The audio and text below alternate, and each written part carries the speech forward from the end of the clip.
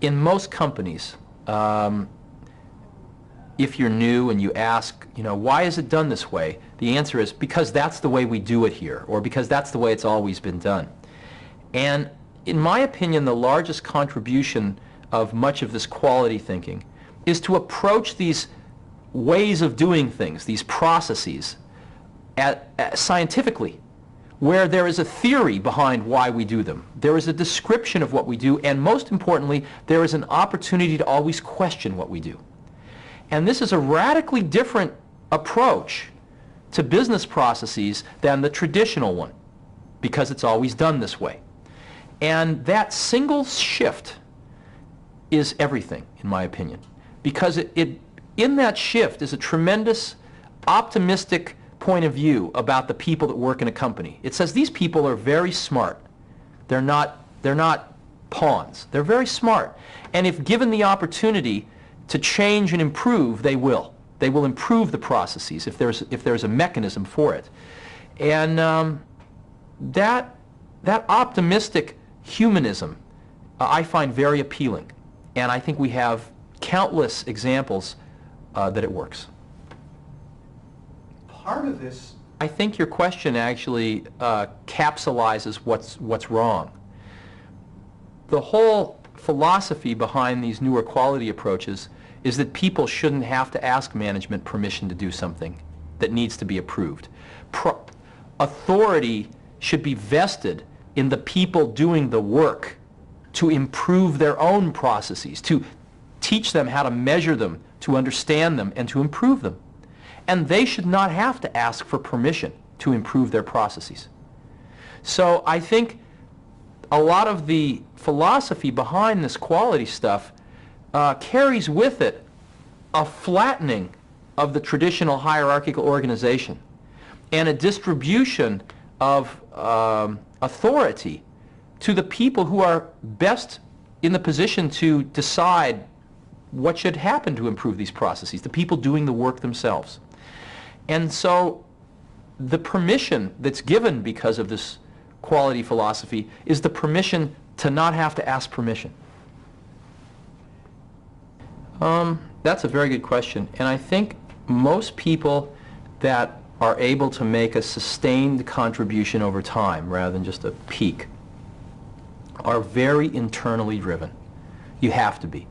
Because in the ebb and tide of people's opinions and of fads, there are going to be times when you are criticized, and criticism is very difficult. And so when you're criticized, you learn to pull back a little and listen to your own drummer. And to some extent, that isolates you from the praise if you eventually get it too. The praise becomes a little less important to you, and the criticism becomes a little less important to you in the same measure. And you become more internally driven. And I think Joe Juran has clearly had those experiences and become very internally driven. Deming found that 95% of all problems within a company are found in top and middle management. Most of these people have absolutely no idea what goes on down on the shop floor. They can't run any of the machines. They've never gone out and had any contact with the customers. They sit in their offices and think up new products and ways of doing things and then dictate them down to the people who actually do the work.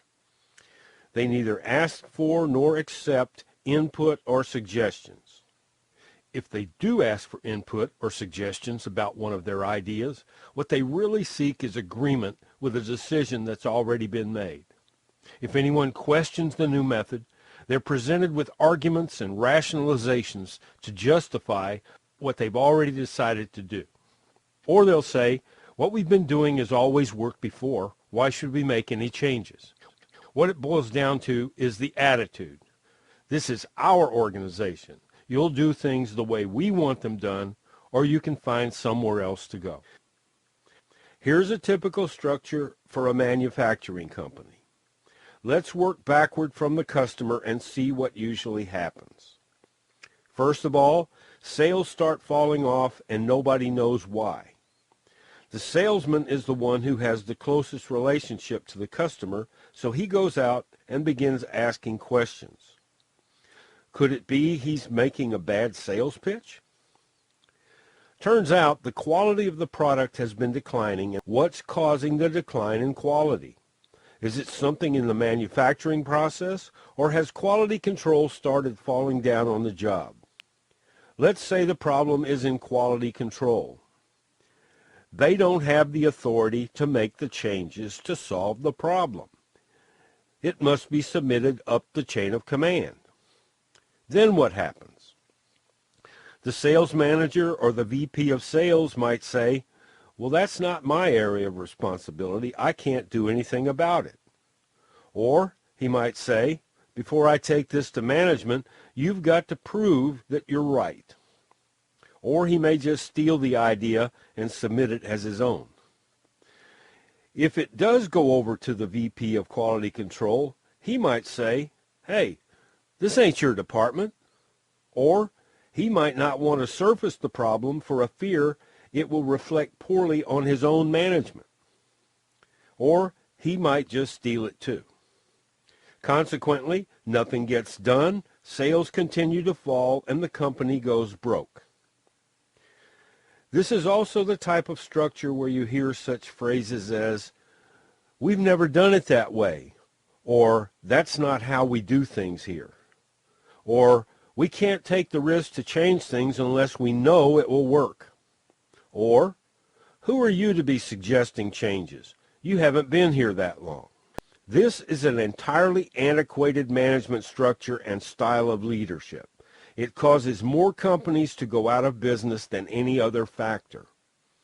Of course, it's easy to see why Deming was rejected by American companies. His method eliminates middle management.